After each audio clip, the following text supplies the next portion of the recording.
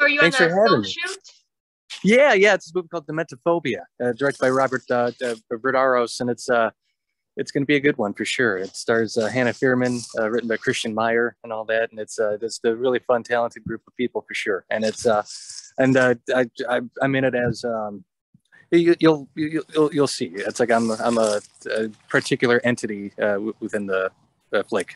That's Oh, definitely nice. something I've never done before. It's pretty cool. Yeah, I know that you're into filmmaking and acting. And what would you say are some of the best movies you've seen recently or TV shows? Oh wow! You know what's funny? I've actually probably like I haven't been kept up much on like pop culture in like the past 10 years. It's been absolutely bonkers since the Bang Tango stuff and all that. But see, best thing I've seen in the past couple of years. Wow, that is a good question. Oh man, what are some of yours? Oh, good question. Trying to think what I've been watching recently. I've been trying to get into Ozark. Have you heard of it? I heard of that. That's is that Jason Bateman? I think Right, he's in yeah. that. Yeah, I heard that's really good. I got to check Yeah. that out. I got like a phone book of stuff that I just need to check out. Like I'm so behind on everything. Yeah, it's kind of a blur. I'm like, I know I've watched a lot of stuff, but then I can't remember what. No, yeah. Same here. Because like the second I'm on the spot, I'm like, I know I've watched stuff. Okay, Yeah. I got it. Probably Once Upon a Time in Hollywood. Oh, yeah, I saw that. I feel like the last 10 minutes of the movie was probably the best. Oh yeah, it was absolutely bonkers. It was great. It's yeah, it's classic, absolutely classic for sure. So I'd probably go with that one. TV shows, I haven't watched a TV show in forever. Oh yeah, I've drawn a blank. Oh, I did watch Squid Games just because everyone was talking about it, and You know what? uh, Yeah, I started watching that. I got on like episode like three, I think, and it was awesome. I just got to go back and finish it. yeah, same here. I have a couple more episodes left. I feel like I can't watch too much of it because it's so dark. Oh right, I yeah. have to space out the mood a little bit. No, totally. I get you. Well, I want to switch gears and talk music with you. Sure. Loving the debut single in the music Oh, thank you. video. Very Oh, entertaining. thank you so much. Was that Deaths of Despair? Yeah, Depths of Oh, Despair. cool. Yeah. Yeah, that was a fun video to do too. My hair gets caught in Mike's drum microphone, Oh, and I saw that, and I was reading the yeah. comments, and everyone was like, it was so funny to watch the guitarist untangle his hair. Oh yeah. We did a bunch of takes of that. We actually did it to a slowed down version of the song, and we sped it up in post, so it kind of looks kind of jangly and weird, like Vin's all like buzzing around, and it came out really cool. And yeah, it was just I say I edited it, but there was no edits, so it's it was kind of goofy in that regard. But yeah, that was a fun one. It was really easy to do, and we shot like I think like 4 music videos over that weekend too. Yeah, and that one was completely zero budget, just fisheye lens on a camera pointing down at us, and it's like, all right, let's keep on going until we got it, and it was only took like probably like 20 minutes. We just ran through the song a couple times, and then we just had to color correct it and time it to the normal speed version of the song, and that was that. And then we also did a video for Hair that we're still going to shoot some storyline bits for, and then we did like an actual kind of big budget one for Masquerade, which is the song with the pretty tune with the strings and all that, and then we also did a really off the wall cover that people are going to probably love and hate at the same time, because we took a classic song, and I'll give you an exclusive. I'll tell you what song it is, and it's Epic by Faith No More, but Oh, but yeah. but we took it, and Vinny, along with another a vocalist, completely rewrote the lyrics and the melodies and the chorus. The music is about the same, and Dave and Mike kind of go off quite a bit, and they sound like Geddy Lee and Neil Peart. It's insane what they did with it. But yeah, people are going to be very polarized with that one for sure. With who we were bringing in for it too, because it's going to be like, what? Whoa, why Ooh. would you do that? But I love upsetting people, so it's great. That's what gets people talking. Oh, absolutely. Yeah, this one's gonna. Yeah, it's definitely gonna. I'll tell you if we get off camera who it is. You're gonna be like, no, and it's pretty wacky. So it's got like a Rush vibe to it.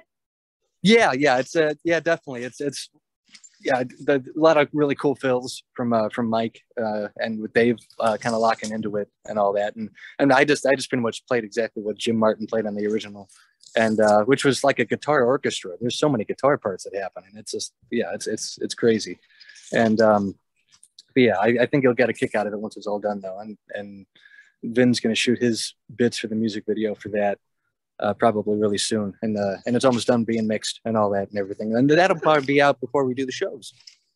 Oh yeah, I was just gonna, talk to you about that because I saw you guys are coming to Massachusetts, so Yeah. I really hope I get to see the show. Oh, you're in Massachusetts? I'm in Boston. Oh, cool. Yeah, yeah. We're playing. Was it West New Bedford? I think. Yeah, New Bedford. I think cool. The Vault. Yeah, yeah. Have you been there?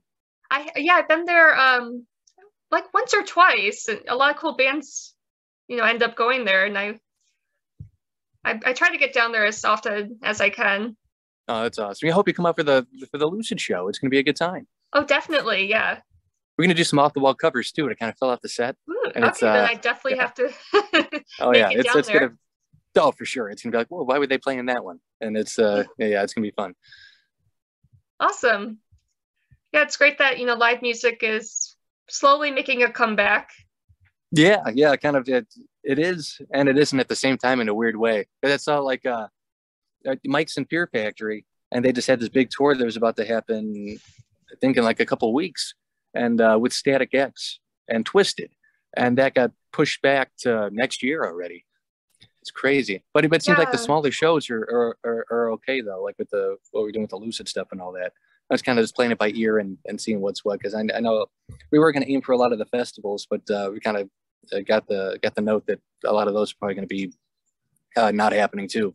Yeah. And so we're just doing like exclusive, just kind of like weekend live shows, like Friday, Saturday, maybe Thursday, Friday, Saturday stuff and all that. And we got a lot more shows coming up too that we're going to announce, and awesome. It's going to be cool.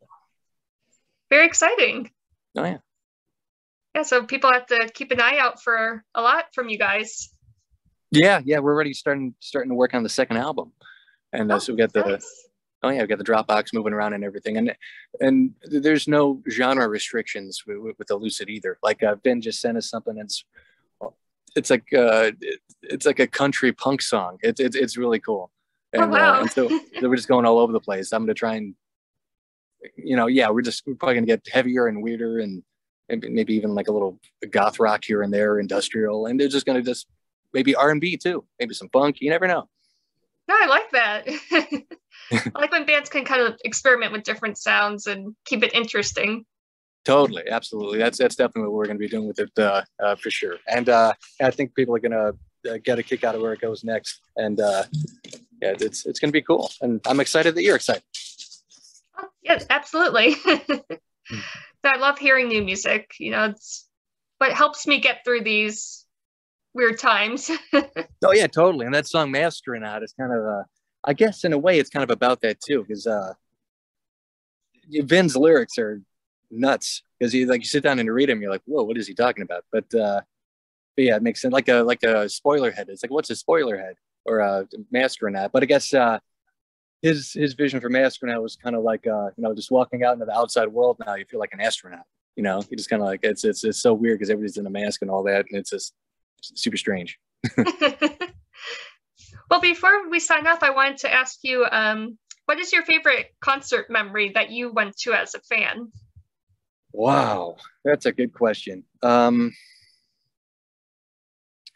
It's funny. If for some reason the first thing that pops in my head is the first time I saw Megadeth, and I was in high school. I was on the World Needs a Hero tour, and it's funny because Dave's in the Lucid too. But I remember it was just such a cool show. It was awesome. They played the Vic in Chicago, and it was in like 2001. And yeah, they played like hour and a half, 2 hours, and it was nuts. It was a good time. And is that, you mean concert memory, like going to go see a concert or playing a concert? Oh, I'm sorry? Did you mean going to go see a concert, Oh or yeah, yeah. A okay? concert that you went to Yeah, as a fan. Yeah. yeah, that one. Yeah, definitely that one for sure. And a lot of fun stories for on the other side of things too, for I sure. bet. Especially with a lot of messed up bang tango stories that I actually wrote about in the book. It's called Oh really? it's called Dark, Depressing, and Hilarious, and that's what it was like being in bang tango. And I ended up doing a documentary on him too. It was it was a weird situation. It was very strange. I'll have to check that out. Is that like a book that you can easily find? Yeah, you can find it on Amazon and all that, and it's kind of that's how all this started. I randomly met them at the bar I was bartending at. This band, they were kind of popular in the early '90s, and they were on their downward slope when I met them. And then it just so happened they were going to record an album in Chicago, like around that, and I happened to have a camera in my hand, and the singer was like, "Hey, man, want to do a documentary? You got a camera in your hand?" And I was like, "All right, sure." And then I have no filmmaking background whatsoever, so I showed up, and then 4 years later, I somehow threw together a movie about him, and ended up with like 400 hours of footage. Ricky Rackman's in it, and D. Snyder does the opening narration, and it came out pretty cool. And after that, it's brutally honest too. Like it's just it's not a fluff piece at all. And then even with that, after I finished it, it couldn't come out because of song clearing issues with Universal. And then I ended up joining the band randomly, and Oh then thus wow. began everything that led to here. And then I played for Chuck Mosley from Faith No More up until he passed, and a lot of stories with that. This could be a 3-hour podcast easily if you want to dive into all that stuff. But and then started doing the acting stuff and all that, and then made Dwellers, that other horror movie, and that's all kinds of random buffoonery for sure. Oh man, that seems like such a fun experience, like a interesting experience too. How Yeah, one yeah, one little situation could lead to your whole life changing. absolutely. Yeah, I just had to, pretend like I knew how to do stuff, but then people started letting me do stuff. It's like, hey, you know how to make a documentary, right? Sure, I'll figure it out. Give me about 4 years. I feel like a lot of people fake it until they make it. Yeah, you got it. You really got it. Like, yeah, I guess I'm living proof for sure because I'm still doing We're always learning. it. Yeah, absolutely, absolutely. That's awesome. Yeah, I'll have to check out that book because I love reading Yeah. people's experiences, in the music industry. Oh yeah, and I wrote it as a joke too because around that time I think it came out in like 2018, and around that time everybody was writing like a memoir, and I was like, yeah, let's have some fun with this, And nobody's going to want to read a book about me, so let's make it as fun as humanly possible. And I ended up writing in like 3 days. I just sat down and just knocked it out, and it's all the Bang Tango stuff, the Chuck Mosley stuff, and what else? When I started acting, I was in this movie called Her Name Is Krista. It was the first thing I did, and it's a trip. It's kind of hard to explain, but it's if you're into horror movies, I'd say that one's definitely worth checking out for sure. And so far that one's winning though, as far as like everything else, like the acting stuff's been a lot of fun, and doing it right now. And then I got one next month called Trivial. That's gonna be really cool. It's like a weird revenge game show movie. It's gonna be pretty cool. And then there's another one called Late Checkout. It's like a throwback slasher movie, and I play a character named Drew with long hair, and it's a rocker dude. So that's a stretch, right? Oh man, And these sound really cool. Are they going to be out in theaters or on like Netflix or something like that? that's a good question. I think so. I think at least some of them for sure. And I did that one Dwellers. It's like a found footage movie. I directed, and I play myself. It's like the laziest movie you'll ever see. And and somehow I kind of everything I do is almost like as a joke, and then people end up taking it serious. I'm like, oh, I guess I better take it serious now too. And it's a Dwellers. Ellison's in it, I pretty much play myself as a schlubby filmmaker, which is true. And just end up cobbling together a documentary about the homeless, and end up underground, and then monsters happen, and it's all from the point of view of the documentary camera, and it ended up getting into like 30 or 40 film festivals. Like I did one Oh just wow. as a joke, like let's see what happens if we put it in one, and then they're like accepted. I'm like, oh wow. And then it started winning awards. It ended up with like 15 awards or something like that. It was That's ridiculous. awesome.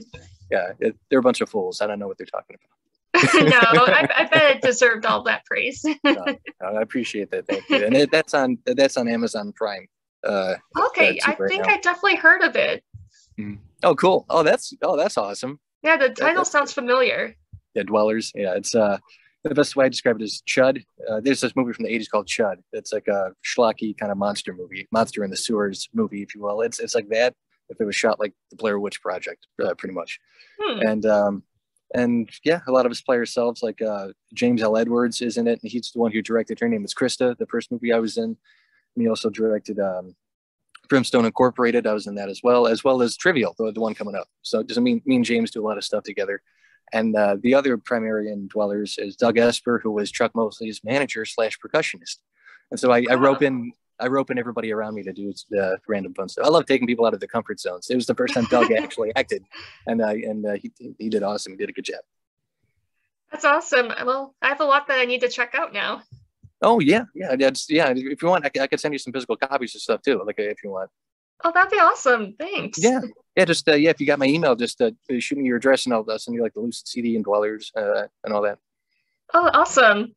Mm-hmm. Thanks, Drew. Well, I really appreciate no your time, and I know you have to get back to filming, so. I don't want to.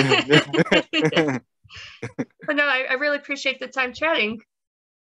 Oh yeah, anytime. And I apologize for the technological issues. No worries at all. I forgot my phone. It can be tricky. Oh yeah, for sure. And I appreciate you very much for wanting to talk to me about all this random stuff.